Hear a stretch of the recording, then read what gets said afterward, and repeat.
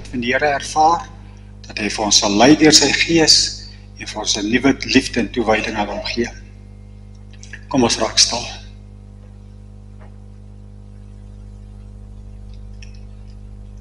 Nie aan ons nie, Here.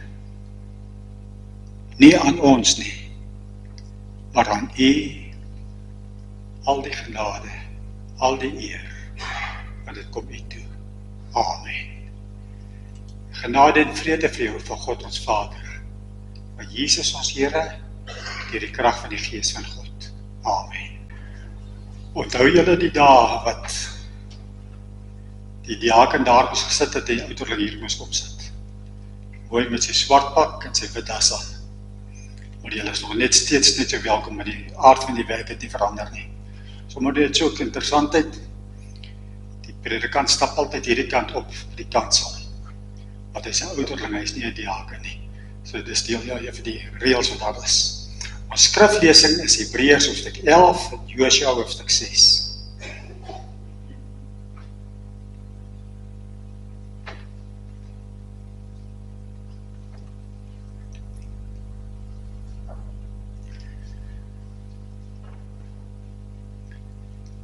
Hierdie naweek is dit Paasnaweek. Ons is bly vir elkeen wat kan kom. Baie dankie, ek is baie tevrede met die getalle ook. Ek hoor nou maar net, ek het so op die halwe oor gehoor, meer as 50 mense wat vir die etes ingeskryf het, maar mense wat verbind is vir die naweek. Het is lekker om altyd so saam te wees. Bid saam daarvoor, dat die Here ook vir ons almal, ook vir al die spreker doen met die Dirkie van der Spy, sy gesondheidsmetode daarmee sal wees, dat die Here hom sal toerus vir ons werk, en dat die Here vir ons 'n ontvanklike hart sal gee. Wat ons gaan lees uit die woord van die Here uit, is net moontlik op grond van wat Jesus gedoen het.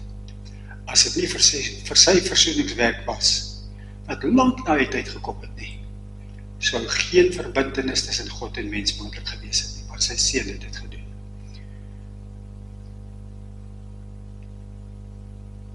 Kom ons bid saam. Ons bid nou, Here, dat U U woord sal gebruik om ons te bou en U self te verheerlik. Amen. Hebreërs 11, en ek lees vers 29 en vers 30. Omdat Israel, die Israeliete geglo het hulle deur die Rooi See getrek, soos oor droë grond, terwyl die Egiptenaars verdrink het, toe hulle dit ook probeer doen het. Omdat die Israeliete geglo het die mure van Jericho geval, nadat hulle 7 dae daaromheen getrek het. Dis hoe die nuwe vertaling dit lees, omdat die Israeliete, die oorspronklike, soos wat ons in die ou vertaling en ander vertaling sien, sê, deur geloof, sonder om te sê dat dit die Israeliete was. 1 Korintiërs hoofstuk 10 vers 2 sê, die Here was met baie mense, hoewel hulle deur die see gegaan het, was die Here met baie van hulle nie tevrede gewees nie. En tog, deur geloof het hulle dit gedoen. Dit glo beteken, dat nie almal geglo het nie, maar dat die Here die geloof van party gebruik het, tot voordeel van ander. Dis iets waar ons nie altyd dink nie, maar dit is 'n baie Bybelse beginsel. Sommer vroeg in Genesis, as Abraham en die Here onderhandel oor Sodom en Gomorra, as daar 10 oorbly, spaar ek die hele stad. Die geloof van 10 is genoeg om 'n stad te bewaar. Handelinge lees ons, as Paulus op pad is, hier by Handelinge 20, 23 daar rond, as Paulus op pad is met die skip, en die skip wil strand, sê die Here deur Paulus vir die bemanning, moenie bekommerd wees nie. Die Here bewaar ons almal. Ek dink nie, dit was sy woorde nie, maar ek dink hy het gesê, dat ek moet by my bestemming uitkom. Terwille van een persoon spaar die Here die hele skip. Ag, en daar's ander voorbeelde ook. Hoekom sê ek dit? Ek sê dit sodat ons nie moet moedeloos raak nie. Dat ons moet bly glo en die Here vertrou vir ons gesinne, vir ons kerk, vir ons land. Hy kan die geloof van enkele gebruik tot seën van almal. Uiteindelik, as jy wil die koninkryk van God ingaan, moet jy self glo. Maar sekondêre dinge gebruik die Here die geloof van ander mense. So die Here het hier die geloof gebruik van individue om die hele volk te seën. Hoe werk die Here? Net soos wat hy wil. Hy kies self hoe en wanneer en op watter manier hy wil werk. Hierdie gedeelte in Hebreërs 11 vers 30, omdat die Israeliete geglo het, die mure van Jerigo geval, daar het hulle 7 dae daaromheen getrek het. Ons sien die volledige teks daarvan in Hebreërs hoofstuk 8, Josua hoofstuk 6. Ek wil hê dat ons daarin met blaai asseblief.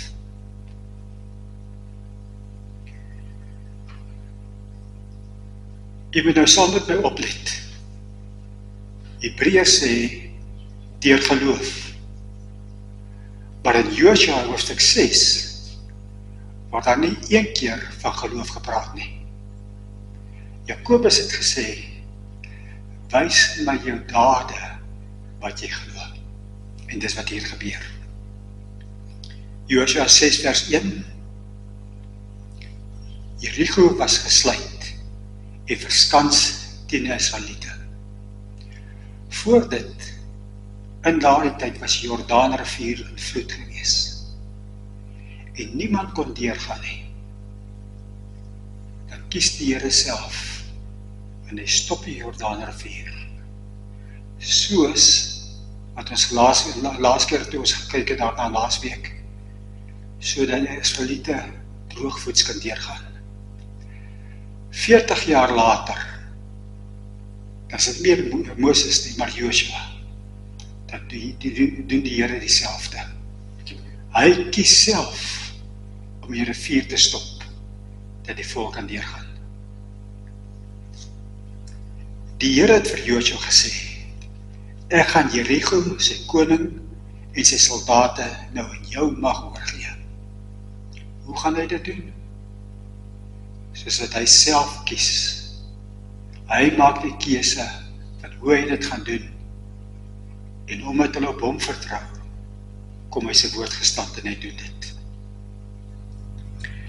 Julle moet om die stad loop. Al die mense onder wapen moet eenmaal om die stad gaan. En dit moet julle 6 dae lang doen. Jy praat hy van 6 dae. Daarna praat hy voortdurend van 7. 7 dae lang, 7 trompette. Jy kan oplet na al die 7's.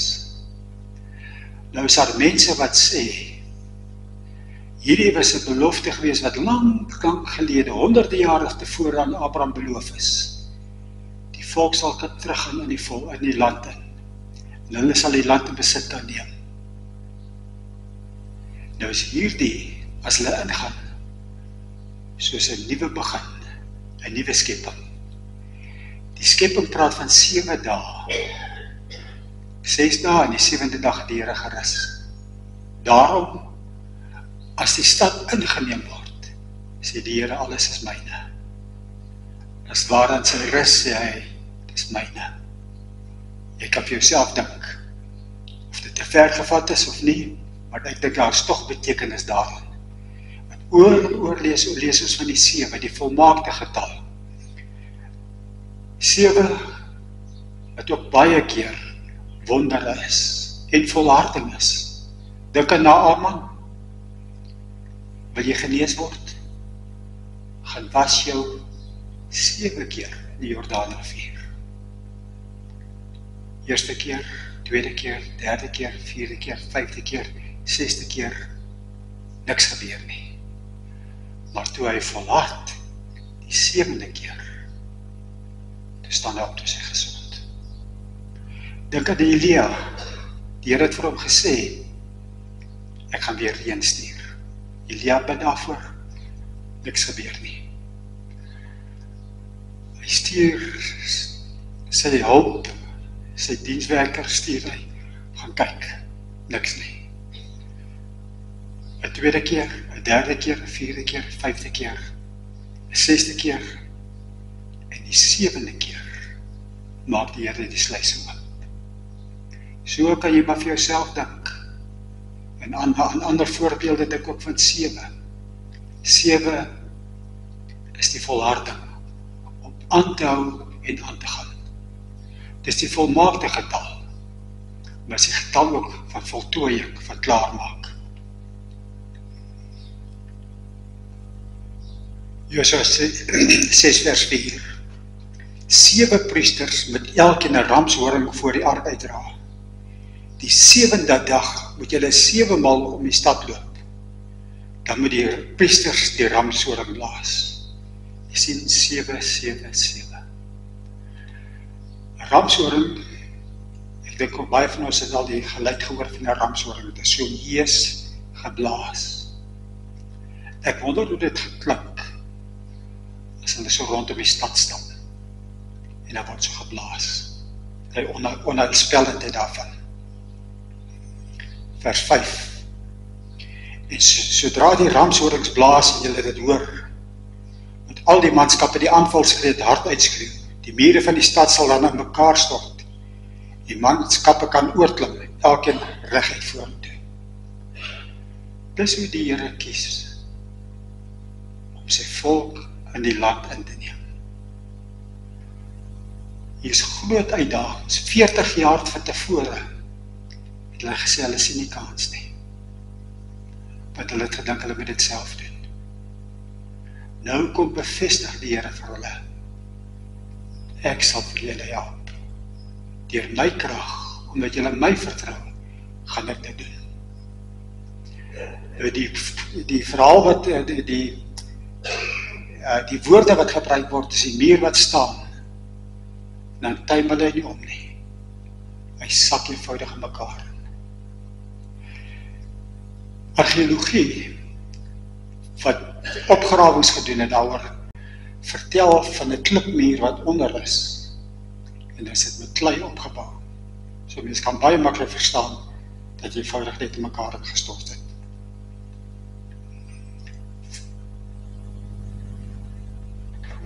Vers 6. Joshua seun van Nun het die priesters geroep en vir hulle gesê, vat die verbondsark en laat 7 priesters elkeen 'n ramboom blaas voor die ark van die Here uitdra. Vers 7, vir die manskappe het hy gesê, kom verby en loop om die stad. Die gewapende manne moet verbygaan voor die ark van die Here uit. Joshua was nog besig om met die manskappe te praat. Toe kom die 7 priesters wat elkeen 'n ramshoring voor die ark van die Here uit moes dra, verby en blaas die ramshoring, terwyl die verbondsark van die Here agter hulle aankom. Die gewapende manne het voor die priesters uitgeloop, met die ramshoring blaas, en die agterhoede het die ark gevolg. Terwyl hulle loop, het die ramshorings geblaas. Nou in my gedagtes dink ek maar net, hier is die stad met die groot mure. En daar stap die volk. Slim genoeg, ver genoeg, dat hulle nie met 'n pyl en boog raak geskiet kan word, of met 'n klip gegooi kan word nie. Maar hier stap hulle nou om. En hier word daar geblaas op die ramshorings. Vers 10. Joshua het die manskappe beveel, julle moet nie skreeu of 'n geluid laat hoor nie. Nie 'n woord moet uit julle mond kom, voor die dag dat ek vir julle sê, skreeu nie, dan moet julle skreeu. Wat belangrik is wat ons hier moet oplet is, hoe hulle gehoorsaam is, aan wat die Here sê. En dit is een van die sleutels wat ons moet verstaan. Ware geloof is om die Here te vertrou dat hy sal werk, soos wat hy goed dink. Ek het dit al vir julle van tevore gesê. As die Here in hulle huwelik wil werk, dan sê hy vir die vrou, respekteer jou man, erken hom as hoof. As jy die Here wil vertrou dat hy moet werk, al is dit hoe vreemd, doen dit. Man, as jy wil hê die Here moet werk, wees lief vir jou vrou. Nie omdat sy dit verdien nie, nie omdat jy altyd so voel nie, maar omdat die Here dit sê. In gehoorsaamheid aan die Here kom hy, en hy seën die plan wat hy reeds gehad het. Hy kies hoe hy wil werk, en hy bly daarby. So sê hy vir hulle, dit klink onsinnig, bly stil, dan bly hulle stil. Die een ding na die ander, doen hulle, en dan kom die Here, en hy doen dan, wat hy gesê het. Vers 11, Josua het die ark van die Here toe, om die stad laat gaan. Toe dit eenmaal om was, het hulle na die kamp toe teruggegaan, die nag in die kamp deurgebring. Wat 'n mors van tyd, kon hulle gedink het. Stap ons rondom, niks het gebeur nie, daar is Jerigo nog, ons is terug by die kamp. Maar hulle was gehoorsaam. Die volgende môre het Josua vroeg begin. Die priesters het die ark van die Here gedra. Die 7 priesters wat elkeen 'n ramshoring vir die ark van die Here uit moes dra, het die ramshorings geblaas. Terwyl hulle loop, die gewapende man het vooruit geloop, en die agterhoede het die ark van die Here gevolg. Terwyl hulle loop, het die ramshoring geblaas. Hulle het die tweede dag, eenmaal om die stad geloop, en toe teruggegaan kamp toe. Dit het hulle 6 dae lang gedoen. Jy sê, die Here sê, ek moet my vrou lief hê. Dis nou al, hoe lang? En niks gebeur nie. Dag vir dag. Die teksvers wat in my gedagtes is die afgelope tyd, Romeine 12, vers 11 en vers 12. Moenie in julle toewyding verslap nie. Wees altyd geduldig. Staan vas in verdrukking, volhard in gebed. Volhard. Al sien jy nie die uitslag nie, en al sou dit nooit kom nie, dan was dit nogtans gehoorsaam gewees aan hom, wat sy lewe vir my gegee het, wat my geroep het. Vers 16, na die 7de maal het die priesters die ramshoring geblaas. Josua het vir die manskappe gesê, skreeu, die Here gee die stad aan julle oor. Een van die mense wat ek opgelees het, hy sê, dit herinner ons aan Markus. Glo dat julle het ontvang het, en dit sal vir julle daar wees. Hy sien hierdie as 'n lof uitroep. Die Here gee vir ons die oorwinning. Hulle is bly wat die Here gee die oorwinning. En daardie gesindheid moet elkeen van ons wees, anders gaan ons moedeloos raak en uitsak. Ek weet, die Here gaan oorwinning gee. Wanneer en hoe, weet ek nie altyd nie. Maar hy gaan, want hy het beloof. Vers 17, dit moet heeltemal uitgedelg word as 'n banoffer vir die Here. Die stad en al wat daarin is, behoort aan die Here. En dan praat hy oor Rahab, en ek gaan nou Rahab se dinge gaan ek laat verbygaan, want in Hebreërs hoofstuk 11 is Rahab die volgende persoon. Vers 18, maar weerhou julle van wat aan die Here behoort. Moet niks vat van wat aan hom behoort en vernietig moet word nie. Anders maak julle dat die kamp van Israel self vernietig moet word en bring julle die dood daaroor. Doen wat die Here sê. Na die tyd kon hulle ander plekke kon hulle van die plunder en van die skatte kry. Maar hierdie slag sê die Here nee. En aanvaar hulle dit so. Behalwe Akan natuurlik. Vers 20. Toe skreeu die manskappe en die ramshorings blaas. Net toe die manskappe die ramshorings hoor, het hulle die aanvalskreet hard uitgeskreeu. Toe stort die mure mekaar. En die manskappe gaan oor die stad in. Hulle die stad ingeneem. Verlang staan die mure daar. Maar wanneer die Here dan sê, dan stort dit eenvoudig in duie. Nie op grond van hulle musiek wat hulle gemaak het nie. Ek het al gehoor dat mense sê, kyk die krag van sang, dit laat mure val. Nee, die krag van die musiek gewees nie. Dit was gehoorsaamheid aan die Here gewees. Dit was in elk geval 'n krygsgeroep gewees. Maar hoe dit ook al sy, sonder dat hulle daarin raak, stort die mure in duie. En hulle kan eenvoudig in die stad ingaan. En as die mure na mekaar gestort het, dan is alle hoop daarmee heen. En die Here gee sy oorwinning. Toe stort die mure in mekaar en die manskappe gaan oor die stad in. Hulle die stad ingeneem. Die oorspronklike sê hulle het reguit ingegaan. Al die mure het geval, behalwe die een muur, die een van Rahab. Maar as die Here wil, sal ons later daarna kyk. Vers 21, en al wat daarin is uitgetel, man en vrou, jonk en oud, selfs die beeste, die skape en die donkies. En dan is dit gedeelte oor Rahab, wat ons dan later sal doen. Vers 24, die stad met alles wat daarin is verbrand. Net die silwer en goud en die brons en ystergoed is in die skatkis van die Here gesit. En dan is weer die gedeelte oor Rahab, wat ons nu gaan los. Joshua het destyds plegtig verklaar.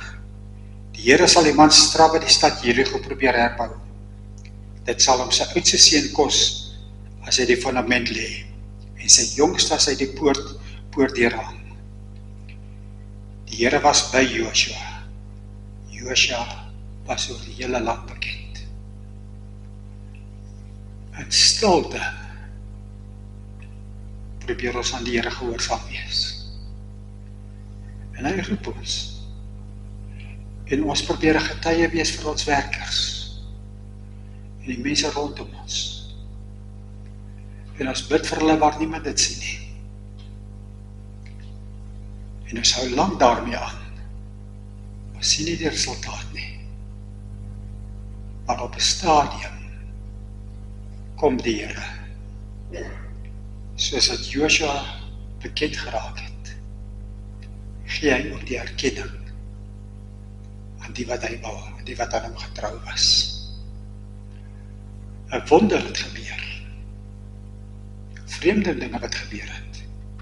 Hoe sou dit nou werk? Tog kies die Here. En wat is die sleutel? Hulle het hom vertrou. Hulle het in hom geglo wat beloof het. Mag die Here vir ons genade gee in hierdie tyd ook te glo. As hierdie naweek wat kom, as die kruis weer voor ons is, dat ek sal glo, daardie uitroep was vir my gewees. Dat ek my lewe daar volgens maak, ek is vrygemaak deur hom. Ek wil nie die paaskonferensie vooruit loop nie, maar mag die Here vir ons genade gee om geloof te hê in hom. Mag hierdie gedeelte van Joshua vir ons versterk om hom beter te dien. Kom ons bid saam. Hemelse Vader, baie dankie vir u woord. Dankie vir u goedheid en vir u sorg. Dankie dat u altyd dieselfde bly. Die wonder wat u gedoen het in Joshua se tyd, is ook die wonders wat u vir ons wil doen. Miskien kan ons onthou van dinge wat gebeur het, Here. En ons wil net vir u dankie daarvoor sê. Ons het gebid vir reën, Here, en nou het u vir ons soveel gegee, dat ons eintlik amper te veel het. So kom u en u seën oordadig as ons op U vertrou en aan U gehoorsaam is. Ons dink aan mense wat swaar kry, mense wat siek is. Dink aan Louis en ander, Josef Breed, dat U ook met hulle sal wees asseblief. In Jesus se naam bid ons al hierdie dinge. Amen. Ons gebed is dat die genade van ons Here Jesus Christus, die liefde van God ons Vader en die leiding van die Gees van God ons deel sal wees. Amen.